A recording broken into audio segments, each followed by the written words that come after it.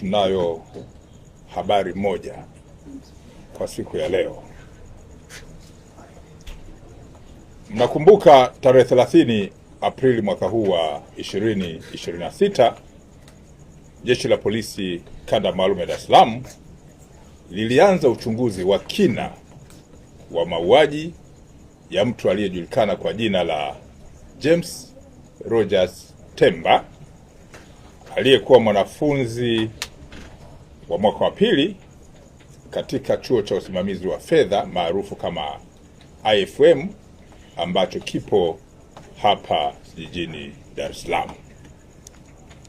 Na kama mnakumbuka, polisi Dar es Salaam ilitoa taarifa yake kwa umma tarehe 3 mwezi Mei mwaka huu wa 2026 kuhusiana na tukio hilo. Leo tarehe 13 mwezi wa 5 mwaka huu wa 2026, napenda tena kuwajulisha kuwa baada ya upelelezi wa kina, na nikisema upelelezi wa kina ninamaanisha upelelezi wa kitaalamu ambao unahusisha pia mamlaka zingine za kisayansi. Kwa hiyo baada ya upelelezi wa kina kufanyika, sehemu ya kichwa kilichokosekana katika kiwiliwili cha mwili wa James Rogers Temba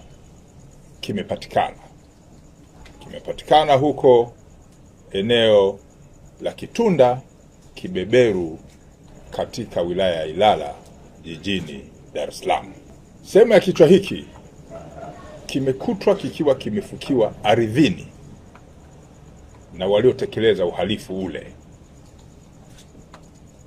Jumla ya watuhumiwa 5 wanashikiliwa, akiwemo mtu mwingine ukiacha wale ambao niliwapa taarifa zake tarehe 3 mwezi wa 5 mwaka huu.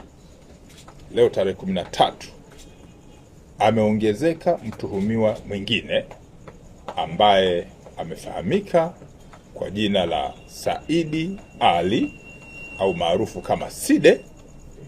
Huyu ni Mzigua mwenye umri wa miaka 31 ambaye ni mganga wa kienyeji ambaye anakaa eneo hilo la Kibeberu, Kitunda, Ilala hapa jijini Dar es Salaam. Taratibu za kisheria zinakamilishwa ili mamlaka zingine za kisheria ziweze kuendelea na hatua zingine. Polisi Kanda Maalum ya Dar es Salaam linaendelea kuwashukuru kwa dhati wananchi na mamlaka zingine za kisheria za uchunguzi wa kisayansi.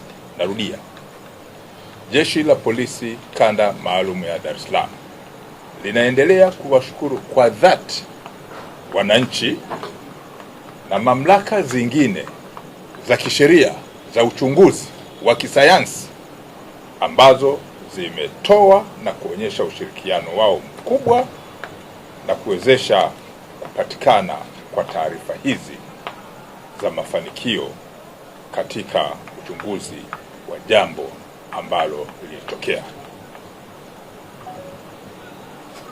Aidha, Jeshi la Polisi Kanda Maalum ya Dar es Salaam linatoa wito kwa wananchi kuendelea kuwa watulivu na kujenga tabia ya kuviachia vyombo vyenye mamlaka ya kisheria ya kutekeleza majukumu haya ya kiuchunguzi na ya kitaalamu, hasa pale pindi linapotokea tukio au tatizo,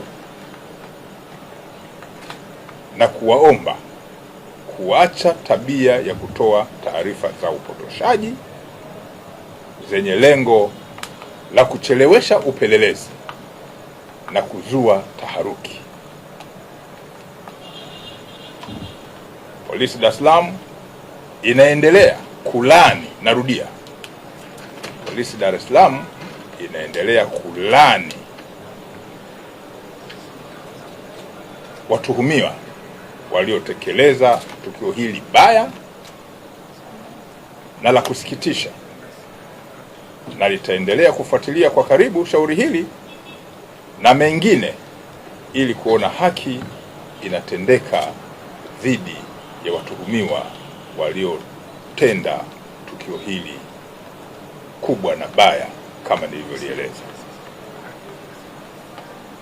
Nawashukuru sana kwa uvumilivu wenu.